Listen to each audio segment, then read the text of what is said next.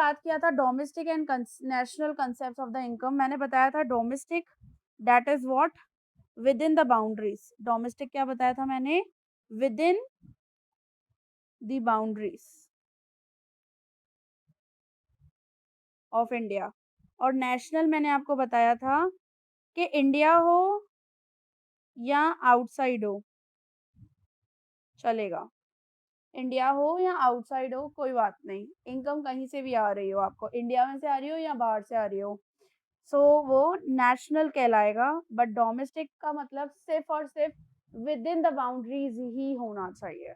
ठीक है, चलो ये दोनों है ना, थोड़ा चीजें दिमाग में फिक्स करना। डोमेस्टिक का मतलब विद इन द बाउंड्रीज और नेशनल मतलब इंडिया या फिर आउटसाइड द इंडिया हो, कहीं से भी इनकम आ रही हो। ठीक है, so at the macro level the concept of income is used both as a domestic concept and a national concept। देखो हमारे इंडिया में दोनों कंसेप्ट यूज होते हैं, एक GNI ग्रॉस नेशनल इनकम या GDI ग्रॉस डोमेस्टिक इनकम, ऐसा दोनों चीजें यूज होती है। हम लोग जनरली जीडीपी हम लोग यूज करते हैं ज्यादा। नेशनल इनकम वाला जो कंसेप्ट होता है थोड़ा बहुत, कैसे ये नेशनल वाला वो थोड़ा सा यूज दोनों करते हैं, बट प्रेफर जो करते हैं ना ज्यादा से ज्यादा वो ये वाला कंसेप्ट हम लोग करते हैं, डोमेस्टिक वाला। डोमेस्टिक ग्रॉस डोमेस्टिक प्रोडक्ट या ग्रॉस डोमेस्टिक इनकम वगैरह यूज तो निकालते तो दोनों ही है। ठीक है, when used as a domestic concept we call it domestic income, and when used as a national income concept we call it a national income. Domestic income मतलब with in the boundaries और national income मतलब India से income आई हो, India से मिली हो या outside से मिली हो, कोई फर्क नहीं पड़ता, बट इंडियन होना चाहिए, नॉर्मल सिटीजन ही होना चाहिए। ठीक है, ये ध्यान रखना है। So domestic income and national income include 4 basic terms of the factor incomes that is salary, wages मतलब या ये कंपेंसेशन ऑफ एम्प्लॉइज बोलो या तो रेंट बोलो, इंटरेस्ट बोलो, प्रॉफिट बोलो, but there is a difference in difference. It is as this. मेरी आवाज क्यों कट रही है? मेरे यहाँ पे तो फुल नेटवर्क है। हाँ, हेलो, रुक जाओ, नेट की जगह पे वाईफाई चालू करती हूँ। फिर वाईफाई में थोड़ा सा नेटवर्किंग होता है, यूं देखते हैं। चलो अभी आ रही है आवाज मेरी सही से? अभी क्लियर है? यस और नो? Now it's clear? बताओ यार, जल्दी करो। ठीक है, चलो। सो डोमेस्टिक इनकम, मैं बहुत ध्यान से पढ़ूंगी ये डेफिनेशन और तुम लोग बहुत अच्छे से समझना इस चीज को, है ना। देखो क्या लिखा है। Domestic income is the some total of factor incomes generated within the domestic territory of a country, no matter who generates it, non normal residents or a non residents। कोई भी करे, चाहे एनआरआई हो चाहे नॉर्मल रेसिडेंट हो, लेकिन देश के अंदर होनी चाहिए इनकम जनरेशन। डोमेस्टिक मतलब विद इन द बाउंड्रीज, चाहे वो एनआरआई करे चाहे वो नॉर्मल रेसिडेंट करे। ठीक है, उसको जनरेट इनकम कहाँ होनी चाहिए? With in the boundaries of a country. ठीक है, समझ आ रही है चीज? क्या हुआ, कट कट के आ रही है आवाज मेरी? जैश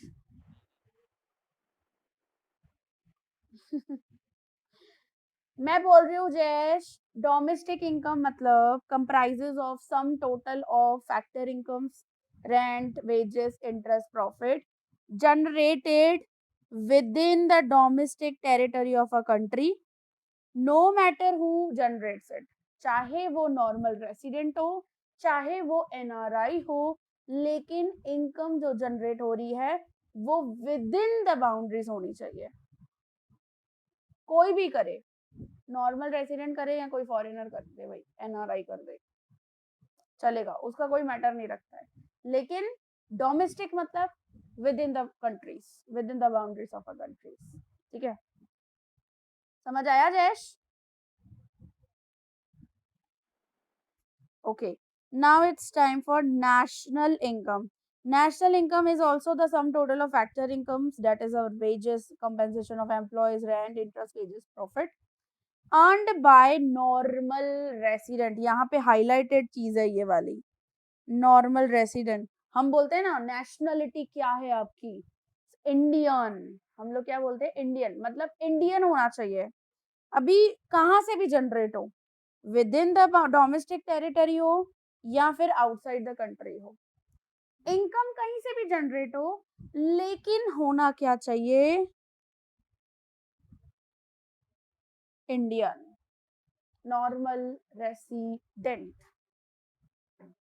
समझ आई चीज, दोनों में फर्क क्या है? अब रुक जाओ, मैं फर्क क्रिएट करती हूँ यहाँ पर। हमारा है डोमेस्टिक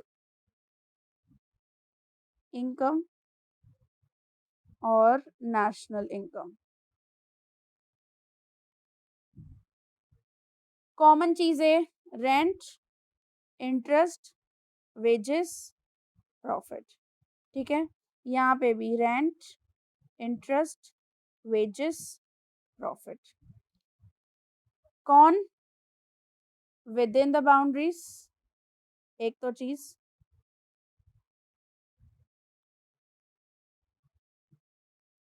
ये यहाँ पे क्या आएगा, विद इन द बाउंड्री और आउटसाइड, विद इन हो या फिर आउटसाइड हो, डजेंट मैटर। ठीक है, यहाँ पे हाईलाइट कर रही हूँ मैं, नॉर्मल रेसिडेंट हो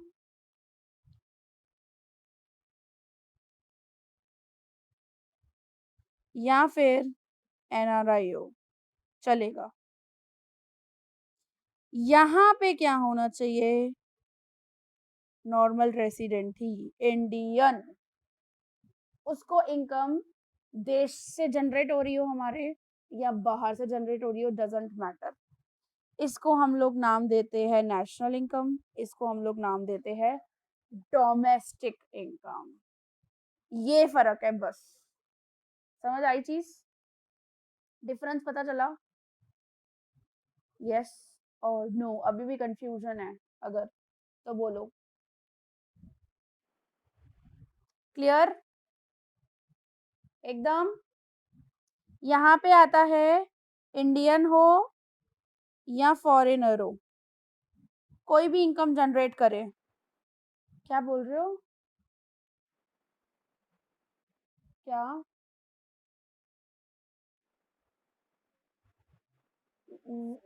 क्यों? अच्छा, हाँ वो रिकॉर्डिंग में कर ही रही हूँ। इंडियन हो या फॉरेनर हो, देख लो, कोई भी हो लेकिन विद इन द बाउंड्री होना चाहिए। यहाँ पे क्या है, होना इंडियन चाहिए। मैं इसको हमेशा कैसे याद करती हूँ और आप लोगों को भी मैं ऐसा बोलूंगी याद करने के लिए, डोमेस्टिक मतलब with in the boundaries, nationality, हमारी नेशनलिटी क्या है, वी आर इंडियन। अब मैं देश से इनकम जनरेट करूं या बाहर के देश से इनकम जनरेट करूं, मुझे बाहर से रेंट आ रहा हो, बाहर से प्रॉफिट मिल रहा हो, बाहर से मेरे को वेजेस मिल रहे हो, बाहर से मैंने कहीं पे कैपिटल इन्वेस्ट किया हो, वहां से मुझे इंटरेस्ट मिल रहा हो, या मेरे देश से मिल रहा हो, वो कैलकुलेट किस में होगा, नेशनल इनकम में।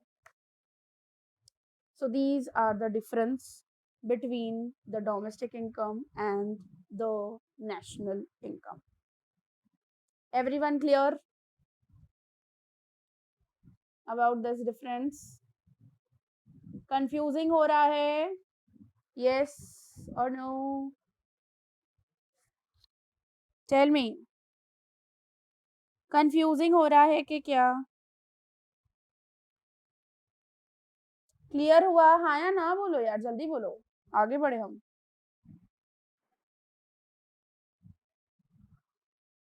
सुमित, रोहित, मैं नाम लेके अभी पूछूं क्या? ठीक है चलो,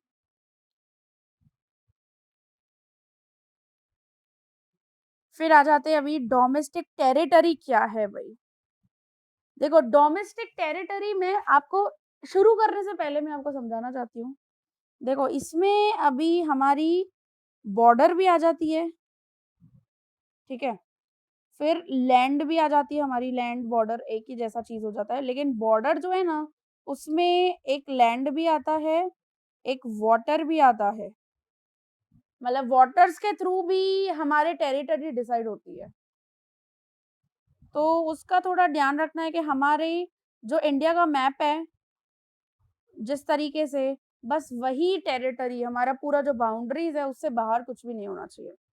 So in common language, domestic territory of a country is understood to mean as a political territory. जो political map आपको दिया जाता था इंडिया का, बस वही जो lines and all है, जहाँ जहाँ पे इंडिया की borders है, बस उसके बाहर नहीं जाना चाहिए, इंडिया के अंदर ही होना चाहिए, in short.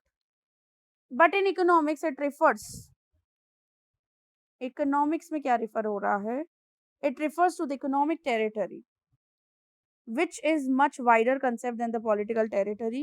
So according to the United States, economic territory is the geographical territory administered by government within which persons, goods, capital circulate freely.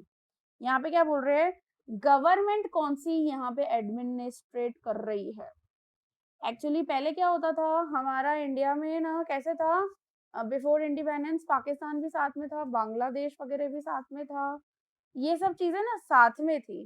फिर धीरे धीरे ये क्या होते गए, इकोनॉमिकल। पहले ना आरबीआई सबको मैनेज करता था, गवर्नमेंट सबको मैनेज करती थी। Even after independence also RBI manages Bangladesh banks and all, और ये सब चीजें। इवन पाकिस्तान की भी उसने मैनेज की है आरबीआई ने। बट जब फाइनली एक ज्योग्राफिकल टेरिटरी रेडी हो गया, जहाँ पे एक ही सरकार अब सिर्फ और सिर्फ क्या मैनेज करेगी, पर्सन्स को, गुड्स को और कैपिटल को। So do we have this freedom of circulation of the freedom goods and capital in the embassies of the foreign countries located in India? No should be the answer. Do we have this freedom of circulation of persons, goods, capital in Indian embassies located abroad? Yes should be the same answer, implying that the foreign embassies located in India are not the part of the domestic economic territory of India. देखो इसमें क्या बोला है actually, कि भले बाहर रह रहे हैं हमारे इंडिया के लोग, लेकिन तो भी थोड़ा बहुत कंट्रोल होता है इंडिया का, क्या हो रहा है, कैसे हो रहा है, किस तरीके से हो रहा है। सो यहाँ पे यही चीज बताइए, देखो मैं फिर से यहाँ से पढ़ रही हूँ। Do we have this freedom of circulation of persons, goods and capital? क्या हमारे इंडिया से बाहर जा सकते हैं लोग, capital, goods and all? Freedom है circulation in this emphasis of the foreign countries located in India. No should be the answer. Do we have this freedom of circulation of persons, good, capital? हमारे India में कोई भी आ सकता है abroad से। Yes should be the answer, implying that the foreign embassies located in India are not the part of the domestic economic territory of India. On the other hand, Indian embassies located abroad are the part of domestic economic territory of the India. Thus, while defining the term domestic territory, the focus is not to be on the political boundaries of a nation, but the focus is to be on such a geographical area where our person, our goods, our capital enjoy the freedom of circulation and see the ability zone for the components of domestic territory. इसमें देखो ये कहाँ ability zone, एक second, ये तो focus zone है। इसमें components दिए हुए हैं, एक सेकेंड में देखूं।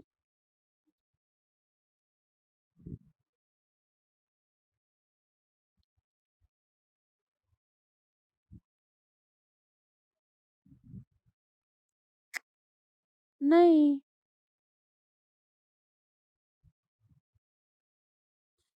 इसमें तो और कुछ ज्यादा नहीं बताया है।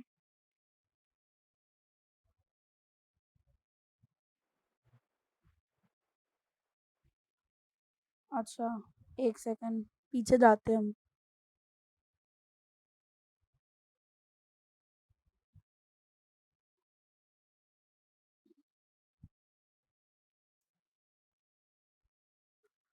ये तो पावर पॉइंट्स और रिवीजन विंडो है।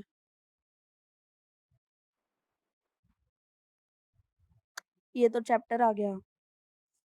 हम्म, एक second. Chapter and.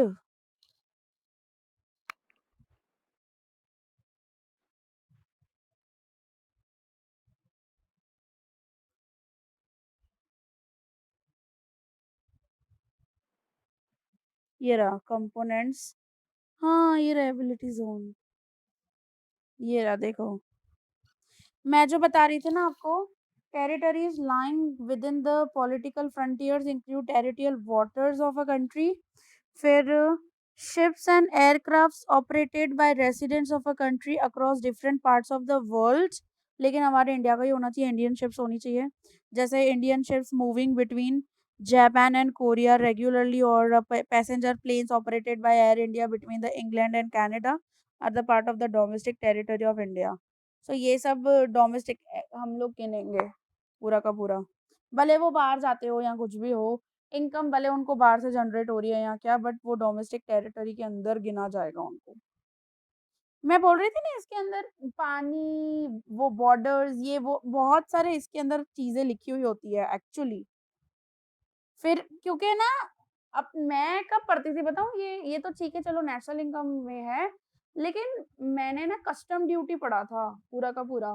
Custom duty कैसे कैलकुलेट होती है, क्या होता है, कैसे कौन से तरीकों की कस्टम ड्यूटी होती है, फिर अगर कोई पकड़ा जाता है तो कैसे। मैंने उस वक्त एज अ डोमेस्टिक टेरिटरी पढ़ा था, तो मुझे थोड़ा बहुत तो याद था कि डोमेस्टिक टेरिटरी क्या क्या चीजें हो सकती है। और मैं आपके बुक में क्या दिया हुआ है, क्योंकि उसमें भी हम लोग पढ़ते थे डोमेस्टिक टेरिटरी। फिर फिशिंग वेसल्स हो गए, जैसे कोई भी पोर्ट है या कुछ भी है, तो वहां पे भी जो वेसल्स है ये सब चीजें हैं। Oil natural gas rigs floating platforms operated by the residents of a country in the international waters. भले चले गए हो वहां पे, लेकिन हमारे खुद के इंडिया के ही है। इंडिया के क्या क्या लोग, कैपिटल, और क्या बोला था, goods, engage in extraction in areas in which the country have exclusive right of exploitation. For example, fishing boats operated by Indian fishermen in the international waters of Indian Ocean are the part of the domestic territory of India. So ये चीज भी actually आ जाएगी। और क्या बोला है, कोई एम्बेसेस हो, कंसल्टेट्स हो, या मिलिट्री एस्टेब्लिशमेंट हो, मतलब कोई भी बॉर्डर्स या कुछ भी हो या क्या, लोकेटेड अब्रॉड, कुछ भी, मतलब इंडिया का रहता है ना कोई, कोई कुछ कैसे बोलते, कोई इंस्टीट्यूट हो इंडिया की या क्या, बट वो गिनी तो एज अ डोमेस्टिक टेरिटरी में गिनी जाएगी, भले वो लोकेटेड कहीं पे भी हो। जैसे Indian embassy in the United states of America is a part of domestic territory of India. या एम्बेसी ऑफ यूएसए, अगर यूएसए की एम्बेसी इंडिया में है, is a part of domestic territory of United States of America, not the India। ठीक है। तो ये सब चीजें मैटर रखती है एक्चुअली, जब भी हम लोग नेशनल इनकम कैलकुलेशन करते हैं ना, तो जीडीपी वगैरह जो कैलकुलेशन होता है, तो ये सब चीजों का ध्यान दिया जाता है कि डोमेस्टिक टेरिटरी है क्या। तो ये चीजें थोड़ी बहुत याद रखना आप लोग। तो यहाँ पे वही चीज लिख दी है नीचे। It may be noted in this context that domestic territory does not refer to the areas of ownership beyond the political frontiers of a nation. It only refers to the areas of operation where our persons and our goods and our capital can circulate freely to serve our economic interest. India का कोई economic interest होना तो देखा जाएगा, otherwise नहीं। और हमारे ही goods हो या हमारे ही पर्सन्स कर रहे हो, लेकिन इंटरनेशनल कोई लैंड पे या इंटरनेशनल कोई वाटर्स एंड ऑल पे, बट हमारा वो डोमेस्टिक डोमेस्टिक टेरिटरी कहला जाएगा। So thus factor income generated within the domestic territory of a nation amounts to be the domestic income. ठीक है। सो इसका क्लैरिटी करना दिमाग के अंदर बहुत जरूरी है, हाँ, इस चीज को। फिर ये भी चीजें हैं, इसमें आते हैं बाद पे। चलो अभी हम लोग उस पर आ जाए। देखो इसमें ना काफ़ी ऐसे टर्म्स हैं जो आपको याद करने पड़ेंगे, तो रिवाइज़िंग कंटिन्यूअसली रखना इस चैप्टर को। ऐसा नहीं कि ये चैप्टर खत्म हो जाए और छोड़ दोगे आप। इसको कंटिन्यूअसली बैक टू बैक हम लोगों को एग्ज़ाम तक रिवाइज़ करना पड़ेगा, तो ही आपके दिमाग में फिक्स हो जाएँगे टर्म्स। नहीं तो आप भूल जाओगे, कन्फ्यूज़ हो जाओगे आप टर्म्स के बीच में। डोमेस्टिक क्या, नेशनल क्या, फिर आगे तो अभी फैक्टर, इनकम्स, मार्केट और ये सब चीज़ें आएगी, मार्केट प्राइसेस एंड ऑल। चलो फाइनली यहाँ पे चीज़ आ रही है, conversion of domestic income into national income. अगर डोमेस्टिक इनकम को नेशनल इनकम में कन्वर्ट करना हो तो कैसे करेंगे हम लोग? मैंने आपको बताया था जो जीएनआई है, ये अरे जीडीआई, ग्रॉस डोमेस्टिक इनकम, वो है sum of rent plus interest plus wages plus profit of normal residents और NRI, but within the domestic territory. ठीक है, ये चीज मैंने आपको बताई थी। अभी इसमें कुछ प्लस और माइनस होगा जिससे अपने को नेशनल मिलेगा। सो आप मुझे बता सकते हो कि क्या प्लस होगा क्या माइनस होगा, कौन सी चीज प्लस की जाएगी कौन सी चीज माइनस की जाएगी, जिससे हम लोगों को ये जीडीआई को हम लोग कन्वर्ट कर सकेंगे जीएनआई पे, ग्रॉस नेशनल इनकम, या हम लोग नेशनल इनकम जनरली सपोज करें, या मैं दोनों डिफरेंस। हाँ, एनआरआई माइनस हो जाएगा, यस, इसको हटा देंगे भाई।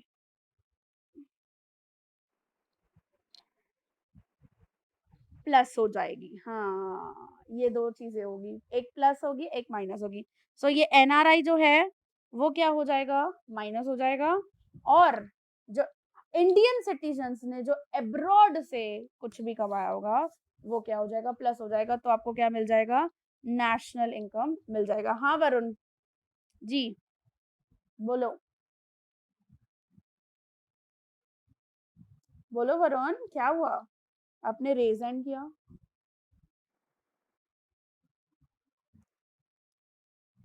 ठीक है, सो देखो मैं यहाँ पे अभी फॉर्मूला थोड़ी लिख रही हूँ, जी नहीं, नॉर्मली लिख रही हूँ, डोमेस्टिक इनकम। ठीक है, so domestic income equals to sum of rent, interest, wages, profit of normal resident and NRIs within domestic territory. ठीक है, डोमेस्टिक टेरिटरी। साहिल माइनस, अब माइनस क्या करेंगे हम इसमें से, ये income of NRI within domestic territory.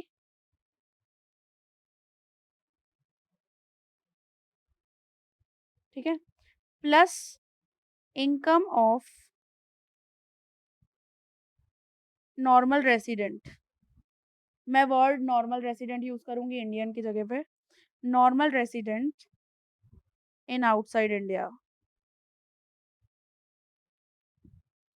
Equals to, आपको क्या मिलेगा आंसर, नेशनल इनकम। ठीक है, ये चीज होगी ना सिंपल सी। ये इनकम मेथड की फॉर्मूला नहीं है, ये है कन्वर्जन डोमेस्टिक इनकम से नेशनल इनकम में। हम अभी कन्वर्जन पढ़ रहे हैं, इनकम मेथड पे तो आए नहीं है अभी तक। इनकम मेथड में तो ऐसा समझ रहे खाली बस ये चार इनकम ही है, इनकम मेथड में तो और भी चीजें आएंगी अभी तो, कि भाई कौन सी इनकम्स को माइनस करना पड़ेगा, कौन सी इनकम को प्लस करना पड़ेगा, वो तो सिर्फ हम लोग नेशनल इनकम के हिसाब से पढ़ेंगे, बाकी कन्वर्जन नहीं आएगा फिर उसमें।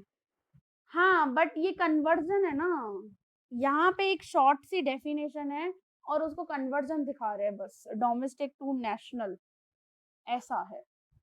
अभी तक वो चीज़ पर्टिकुलर नेशनल इनकम नहीं है।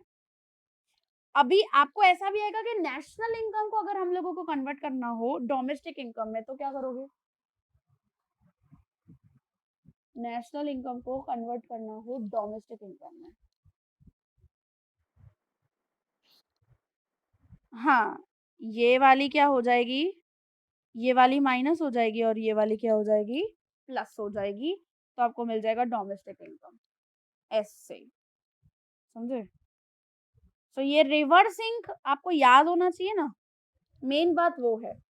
यहाँ पे याद करना है, मेमोराइज़ करना पड़ेगा ही, क्योंकि कन्फ्यूज़िंग होने के बहुत चांसेस होते हैं यहाँ पे, बट सोचो नहीं इतना डिटेल। देखो अब मैं थोड़ा बहुत इसी चीज़ को समझाने के लिए थोड़ा प्रैक्टिकल जाती हूँ और छोटे से अमाउंट्स ले लेती हूँ, ठीक है? अभी जैसे समझो सम ऑफ जो है rent, interest, wages, profit, normal resident का जो है वो है, मैं छोटी अमाउंट एकदम ले रही हूँ ताकि आपको समझ में आए। अभी पीछे करोड़ लगाने हो, आपको मिलियंस लगाने हो, आप लगा सकते हो अपनी मर्ज़ी से, हाँ, 50,000 ठीक है? और मैं ले रही हूँ यहाँ पे दूसरा sum of rent, interest, wages, profit of NRI.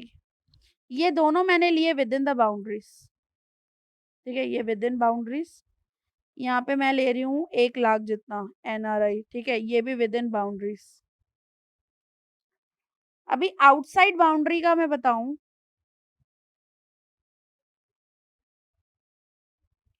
N normal resident का से फॉर एग्जांपल है 1,50,000 और एनआरआई का है आउटसाइड द बाउंड्रीज से फॉर एग्जांपल 2 लाख। देखो अभी ये दोनों क्रिएट कर दी मैंने चीजें, ठीक है?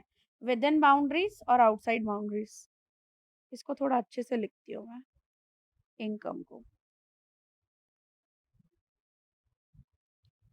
Rent, interest, wages, profit within boundaries. So 50,000 और ये मैंने लिया था 1 लाख जितना, ठीक है? अभी जीडीआई मतलब ये सॉरी डोमेस्टिक इनकम कैलकुलेशन के लिए क्या करोगे? देखो एक तो सीधा-सीधा कैंसल हो जाएगा, एक सिंपल सिंपल कैंसल। एक तो है आपका एनआरआई ये वाला, ये एनआरआई और ये है नॉर्मल रेसिडेंट, ठीक है? अब एनआरआई का ही आउटसाइड बाउंड्रीज इनकम जो भी हो, उसको तो हम लोग गिनेंगे ही नहीं। यहाँ पे कुछ बात ही नहीं है उसकी, ठीक है? अभी क्या करेंगे? ग्रॉस डोमेस्टिक इनकम, हमको डोमेस्टिक इनकम निकालनी हो तो क्या करें? किसको प्लस करें?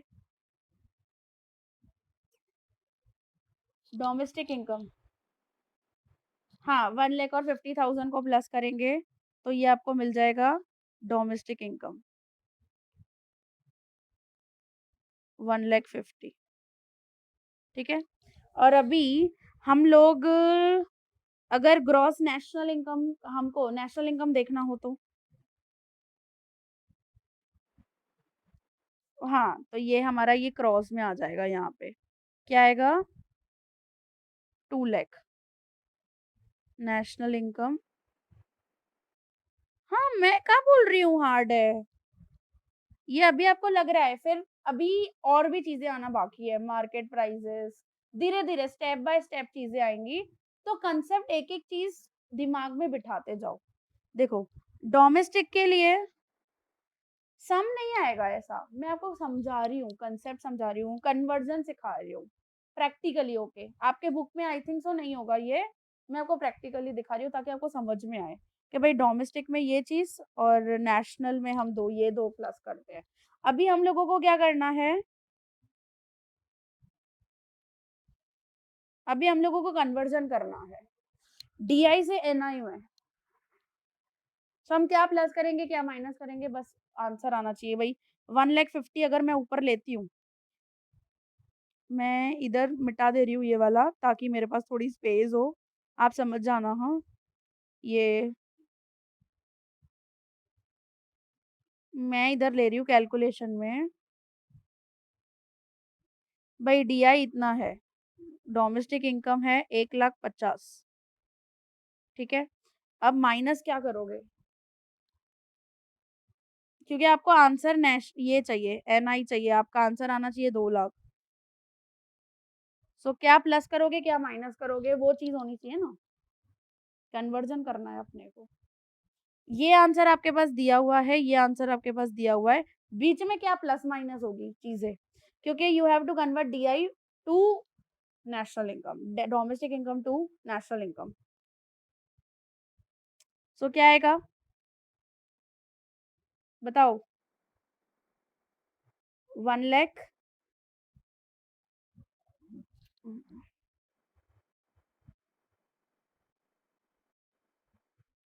एनआरआई की विद इन टेरिटरी माइनस होगी, ठीक है? तो कितना है? 1,00,000, 1,00,000 ओके। प्लस क्या करोगे? प्लस क्या करोगे? नॉर्मल रेसिडेंट की जो आउटसाइड इनकम है, ठीक है? वो कितनी है? 1,50,000। अब कैलकुलेट करो, 150 माइनस 1,50,000, 50,000 प्लस 1,50,000 2,00,000। आ गया आंसर? हो गया कन्वर्जन नेशनल इनकम में? सबको समझ में आ रहा है? यस और नो? हाँ मयूर, रोहित, साहिल, कौन कौन बैठा है? 1 मिनट। समझ में आ रहा है एकदम? कंफ्यूज नहीं होना बस। और अगर हम लोगों को अभी, मैं आ रही हूँ अभी, कन्वर्जन करवा रही हूँ मैं। अरे